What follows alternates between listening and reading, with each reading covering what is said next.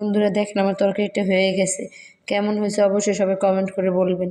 এরকম ভুনা যদি থাকে 1 প্লেটকে 2 প্লেট ভাত খেতেও সময় লাগে না। আল্লাহ হাফেজ আজকের মতো। এই দেখেন অলমোস্ট কিভাবে কাছে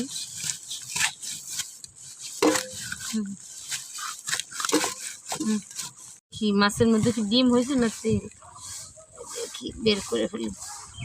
তেল, গরুর তেল।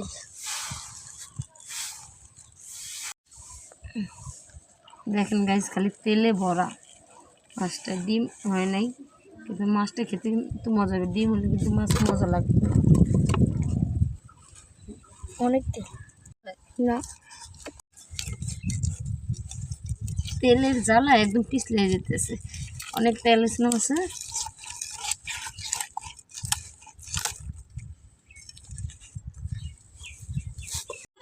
হ্যাঁ এটা আইস করেছি।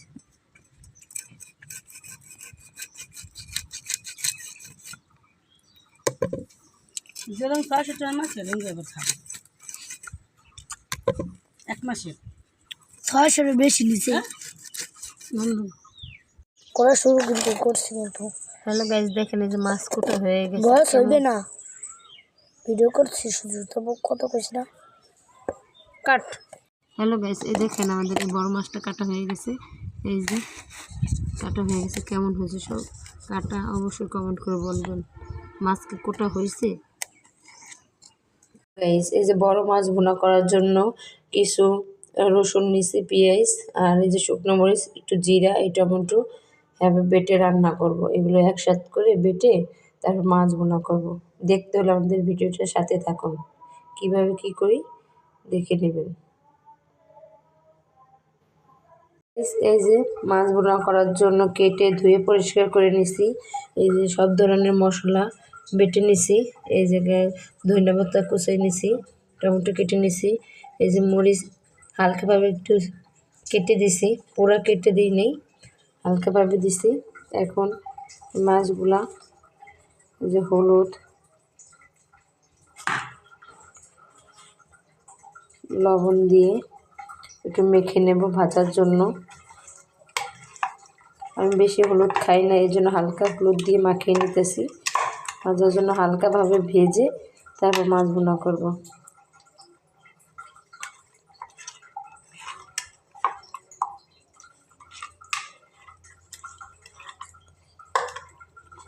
এভাবে হলুদ লবণ একটু মেখে একটু 5 মিনিট রাখলে মাছের মধ্যে লবণ ঢোকে। আর যদি সাথে সাথে ভাজা হয় কিন্তু লবণ ঢোকে না মাছের মধ্যে, একটু মাখিয়ে রাখতে হয়। এভাবে 5 মিনিট রেস্টে থাক, তারপর আমরা মাছটা ভেজে নেব। জন্য একটা কড়াই নিয়ে নিছি, এখন কিছু পরিমাণ তেল দিয়ে দিতেছি ভাজার জন্য। মাছ লবণ দিয়ে দিতেছি যে মাছ লেগে না থাকে, দিয়ে এখন ভেজে ভালোভাবে নিয়ে ছেড়ে দিতেছি। তেলটা গরম হলে মাছগুলো দিয়ে দেবো।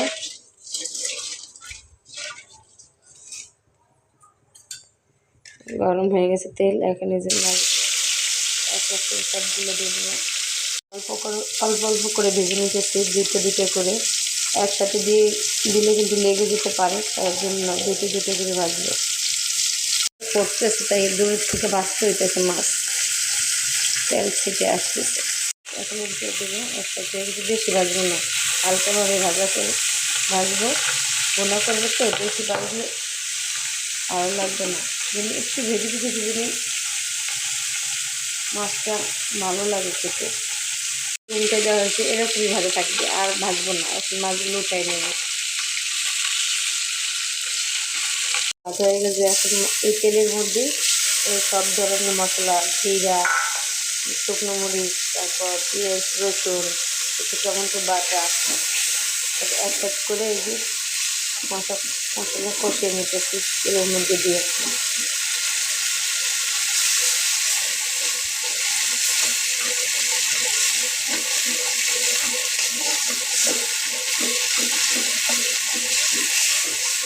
এই মশলার সাথে আবার হলুদ লবণ একসাথে দিয়ে দিতেছি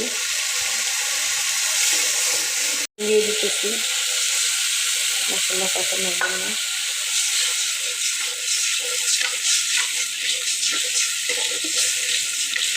টমেটো কাটাগুলো দিয়ে দিতেছি। একটু বেটে দিলে কিন্তু মজা দ্বিগুণ স্বাদ হয়। একটু বেটে দিচ্ছি, আবার একটু কেটে দিচ্ছি।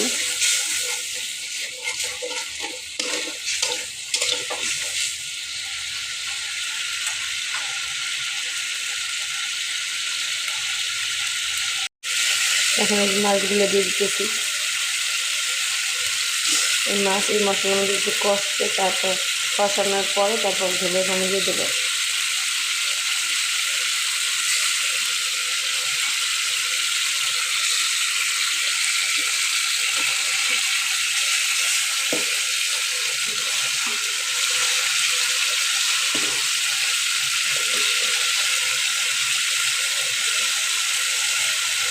কমাই দিতে হবে, নাহলে কিন্তু মশলাগুলো পুড়ে যাবে।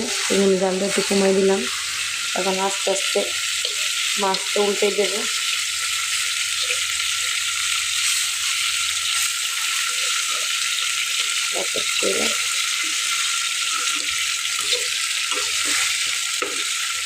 উল্টে না দিলে কিন্তু একসাথে এক সাইডে মশলা থাকবে, আর এক সাইডে মশলা ঢুকবে না মাছের মধ্যে।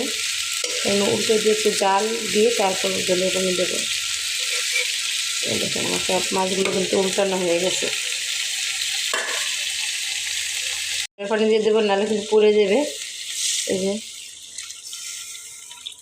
জলের পানি দিয়ে দিলাম। তাজা মাছ তো একটু হালকা ঝোল রাখবো। তাজা মাছে কিন্তু হালকা ঝোল ভালোই লাগে খেতে। এখন আস্তে আস্তে একটু নেড়ে চেড়ে দিলাম। এখন একটু জাল হবে, ওটা বাড়াই দিতে হইবে।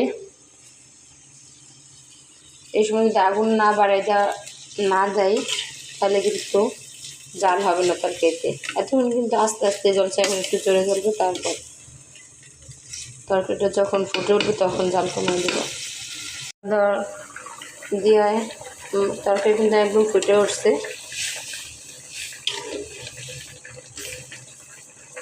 মাছতে জোরে জালও দিতে হয়, আস্তে জালও দিতে হয়। যে সময় যেটা লাগবে সেটা করতে হয়, নাহলে কিন্তু তরকারি খেতে বা কোনো কিছু খেতেই ভালো লাগে না। দেখবেন যদি আস্তে আস্তে জাল দিতাম এখন, তাহলে কিন্তু তরকারিটা ফাইন লাগতো। এখন একটু জোরে জাল লাগবে, তাই জোরে জাল দিছি।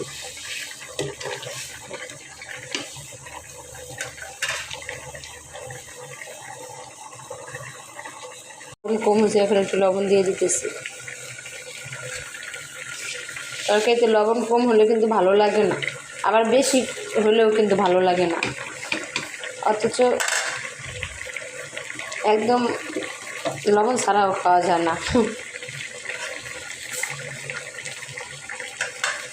একটু উপর দিয়ে কাঁচামরিচ দিয়ে দেবো। এই দেখেন অল্প একটু কেটে দিচ্ছি, পুরো কেটে দেওয়া যাবে না।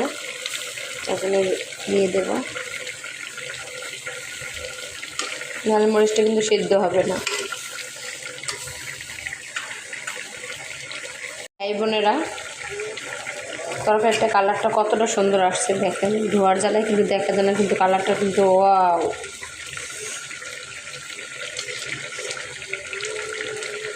এখন কিছু ধনিয়া পাতা দিয়ে দেবো। ধনিয়া পাতা দিয়ে নামিয়ে নেবো। তরকারিটা একটু ঝোল, তাজা মাছে একটু ঝোল খেতে ভালো লাগে, তাই একটু ঝোল রাখছি। ধনিয়া পাতা দিয়ে দিলাম। একটু তরকারিটা নামিয়ে নেবো।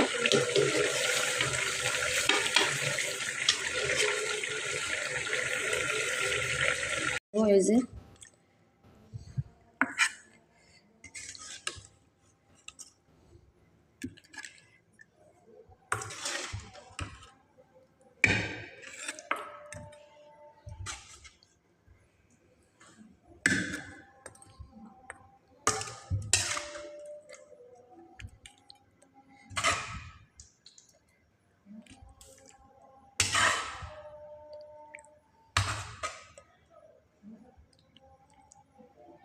বন্ধুরা, দেখেন আমার তরকারিটা হয়ে গেছে। কেমন হয়েছে অবশ্যই সবাই কমেন্ট করে বলবেন। এরকম ভুনা যদি থাকে, 1 প্লেটকে 2 প্লেট ভাত খেতেও সময় লাগে না। আল্লাহ হাফেজ আজকের মতো।